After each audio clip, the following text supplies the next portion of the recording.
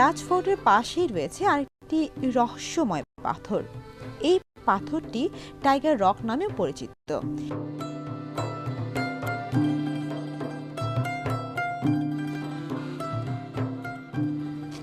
Historical rock viewers, যেটাকে বলা যেতে পারে অভিশপ্ত পাথর।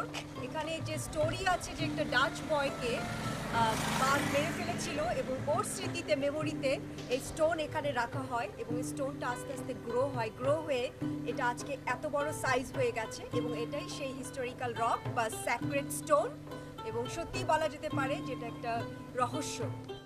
এই বিশাল গ্রানাইট পাথরটির গায়ে অঙ্কিত বাঘের ছবিটির জন্যই সম্ভবত এই নামটি রাখা হয়েছে। তবে এই পাথরটি নিয়ে ভিন্ন মত কিন্তু রয়েছে।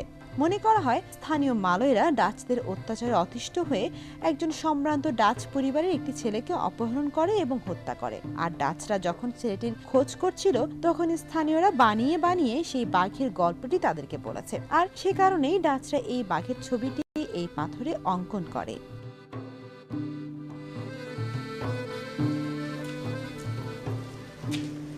এই সেই হিস্টোরিক্যাল পাথর ভিউয়ার্স।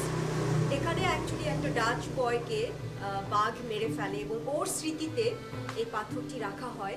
তবে সবচেয়ে আশ্চর্য ব্যাপার যে পাথরটি অনেক ছোট ছিল, আজকে এই পাথরটি অনেক বড় হয়ে গেছে, এটা গ্রো করেছে। এটাই হিস্ট্রি অ্যান্ড অলসো মিস্ট্রি, রহস্য সবকিছুই এই সেই বিখ্যাত হিস্টোরিক্যাল স্যাক্রেড স্টোন।